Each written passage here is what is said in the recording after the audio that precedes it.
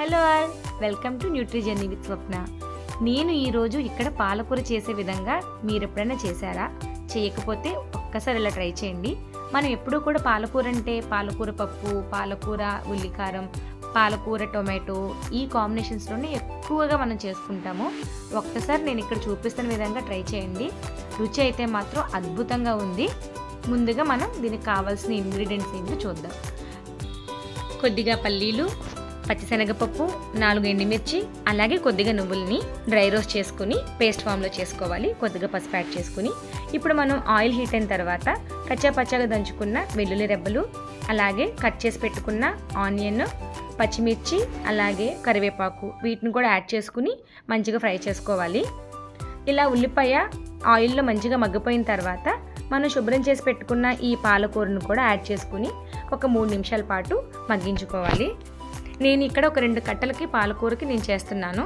మీరు కనుక ఎక్కువ మొత్తంలో చేస్తున్నారు అనుకున్నప్పుడు మనం పేస్ట్ని కొద్దిగా ఇంగ్రీడియంట్స్ ఇందాక చెప్పినవి మీరు కొంచెం ఎక్కువ యాడ్ చేసుకోండి.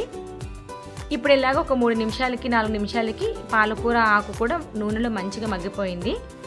ఇప్పుడు మనం దీనిలోకి మనం ప్రిపేర్ చేసి పెట్టుకున్న పేస్ట్ ఉంది కదా, ఆ పేస్ట్ని కూడా యాడ్ చేసుకోవాలి.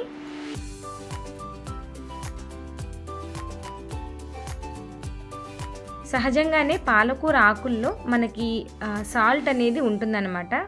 సో అందుకు మనం పాలకూర ఎప్పుడు వండినా కూడా ఉప్పు అనేది తక్కువ వేసుకోవడమే మంచిది. ఇప్పుడు నేను దీనిలోకి కొద్దిగా సాల్ట్, అలాగే కొంచెం కారం అనేది యాడ్ చేస్తున్నాను. ఒక్కసారి 2 వేసుకున్న తర్వాత మంచిగా కలిపేసుకోవాలి. ఇంకంతేనండి, ఆల్మోస్ట్ మనకి కర్రీ దగ్గర పడిపోయింది.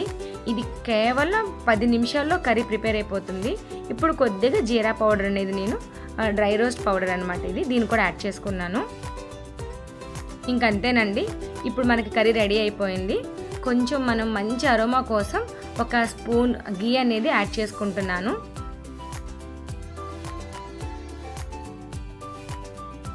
చాలా చాలా రుచిగా ఉంటుందండి ఈ కర్రీ అనేది, తప్పకుండా ట్రై చేయండి.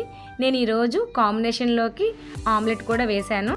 అలాగే గీ అనేది మన గట్ హెల్త్కి చాలా చాలా మంచిది. మనం గీ అనేది రోజుకి ఒక స్పూన్ అనేది తీసుకోవడం వల్ల గట్ హెల్త్ అనేది చాలా ఇంప్రూవ్ అవుతుంది. Thank you so much for watching. Please subscribe to nutri journey with Swapna.